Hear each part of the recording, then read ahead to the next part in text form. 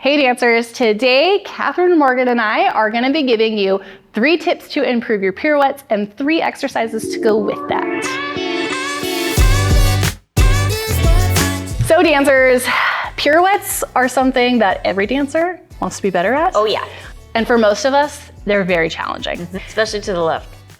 Right, to the left. We like to do a lot to the right, not to the left. Yeah. So Kathryn Morgan is a professional dancer. She has been around the block more than once and continues to educate dancers of all levels online, in person, at her studio, KM and Friends travels. If you don't know who Kathryn Morgan is, please go find her on YouTube right this moment and then come back here. She has offered to give us some tips to help us with our pirouettes. And I want to accompany those with a few cross-training exercises because they go so well together. And sometimes we forget that technique and the exercises that you do at home should support each other. We're not just working out, right? We're not working out to sweat. That's a nice byproduct of work, but we're working to change our technique here. So if you are working to be dancer strong, we want our exercises to change our technique. So let's hear what we want to do, and then let's put it into play at home. There are 3 big things I see with pirouettes. Number 1 thing, and if you learn nothing else from this video, a secure pirouette starts with your supporting hip. I see so many dancers go like this. And no matter what's happening, we keep falling away from it. This is your drive down into the floor security. And so no matter what happens, no matter how much of a turner you are or how much spin capacity you have, if that supporting hip is not strong and in line, it's over. I'm gonna play devil's advocate here because I think that we think when this happens, oh, my balance is bad. Right. Like, oh, I was just off. Right. What do you say to that? Nope, it's all this whole side being strong, holding you up, and being in alignment. Because again, this isn't gonna help you. Yeah, so our ability to pull out of our hip, or that correction that we always get is pull up. It's not just happening in the belly, it's happening from the foot all the way down, and the hip is the spot that I see a lot of work needed when I'm working with dancers, is how we get out of that, both in parallel and turn out. Yep. So can we put an exercise to that? Yes. Let's have you get down on the floor on your side. She's gonna be on her elbow, and it's gonna be underneath her shoulder with her knees bent. We're gonna bring this top leg just floating off of the other one, nothing dramatic. And then you're gonna push your knee through the floor so hard that your hips pick up into a side plank of sorts. And then you'll slowly lower, almost touch the floor with your bottom hip and push the knee back through the floor to come up. So as she's doing this, what this is doing is training those side hip muscles to pull your thigh bone into the hip socket and to help you get that up feeling that Kathryn is talking about with her technique.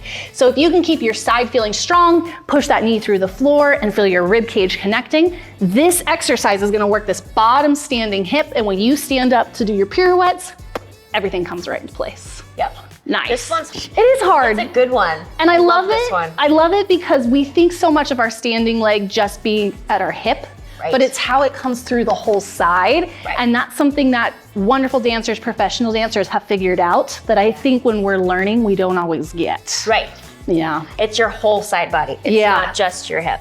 Which actually, great segue, brings me to the second tip. Great. Love when that happens. Because I see so many dancers, if you slow-mo your pirouette, I see this. Yeah. And we're not coming around in one piece. We're either going backward, like I see a lot of people fall back at the end or go sideways. You wanna think of yourself as a carousel horse, right? Carousel horse, if they go front, it's one piece. If they go back, it's one piece. If the carousel horse turns, it's one piece. Yeah. It's not this way. So as we turn, everything has to, that side body included, come around together instead of this. I love that. That's a huge one. And there's an exercise that's perfect for that. Imagine that. Imagine that. No, but seriously guys, what she's actually describing is what we call our anti-rotation muscles.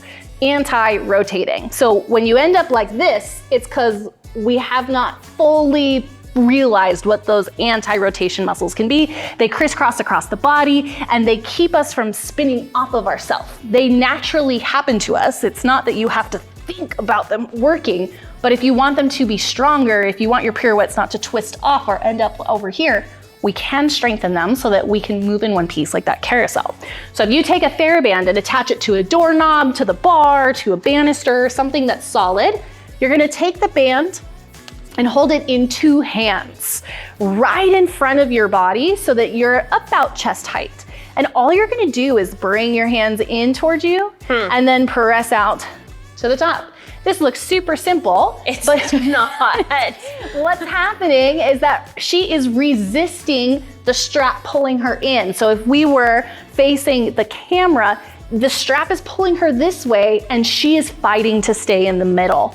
She's also focusing on her shoulder girdle staying down, her sides are super engaged, she has a little bit of push through the floor, and this is giving her strength in this crisscross way so that when she goes into her pirouette, she's not gonna spin off of her leg.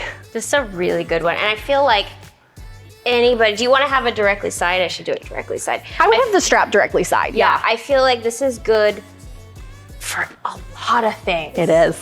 A lot of things. You have to do both sides too. Yeah, she can't not do the one side.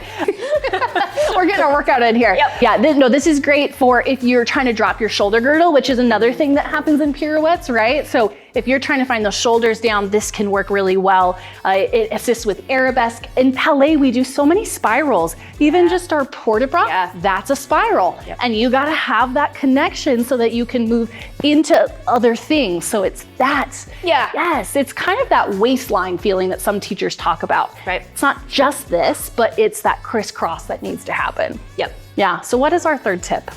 Our spot. Have you ever tried to balance with your eyes closed? It sucks. Oh, it's awful. So it shows you just how valuable your eyes are. So kind of like going with this whole body thing.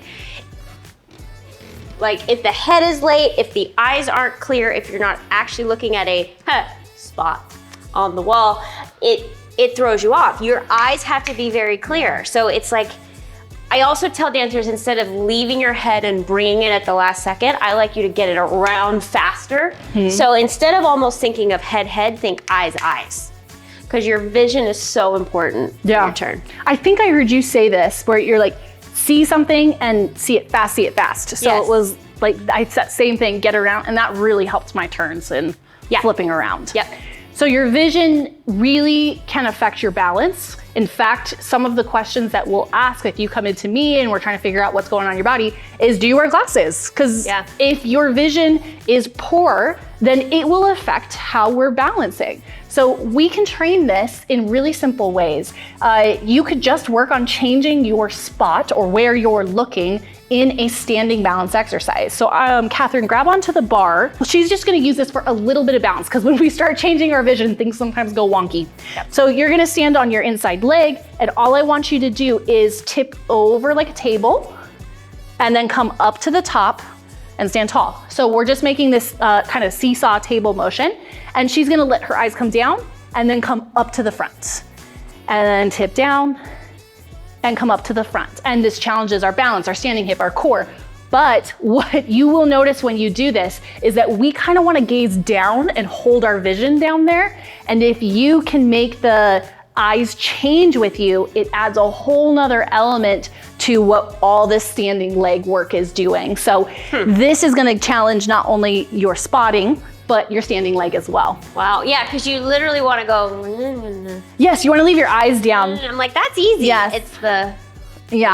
I know I was guilty of this when I was dancing. Like, I'm proud, but then my eyes are gazing down, and then you have to change your spot and it throws you off. Right. So this is especially good for anybody training in the balancing style where you have to spot front no matter what. So if you're taking off from the corner or you're going across the floor, but your vision has to change, that's a really good one. Well, that's a good thing to know. Yeah. So this is these are wonderful tips from you. And I think that one of the reasons Kathryn and I work well together is because we understand the value of what you do out of the studio affects what you're doing in the studio. The work that you do with me affects the work that you do with Kathryn and your other teachers.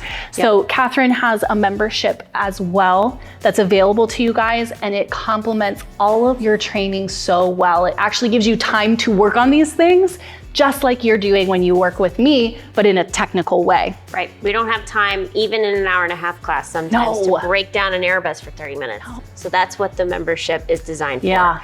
You start with her, you come to me, break it down, so then you're working the studio. It's like we said, 3-step process. Yeah, it is a 3-step process. And for anyone that's thinking, well, we take an hour-and-a-half class, I'm dead by that time. I always think that when you go into a ballet class, there's a focus. And yes, we have a cajillion things happening, don't get me wrong, but I go in and I'm thinking today is standing leg day, or today is foot day, or today is port de bras day, and that's my major focus. So when my brain starts to get too out there and I'm like, all the things, I go, nope, today I said I was focusing on standing leg. And I bring it right back to that. And that focus is what you bring into your classes. So you can focus on that and then it will just start naturally happening in the studio. Right, absolutely. Wonderful. So you can check out all of her details below. Make sure that you subscribe here and on KM and Friends. And we'll see you all in our next video. Bye-bye.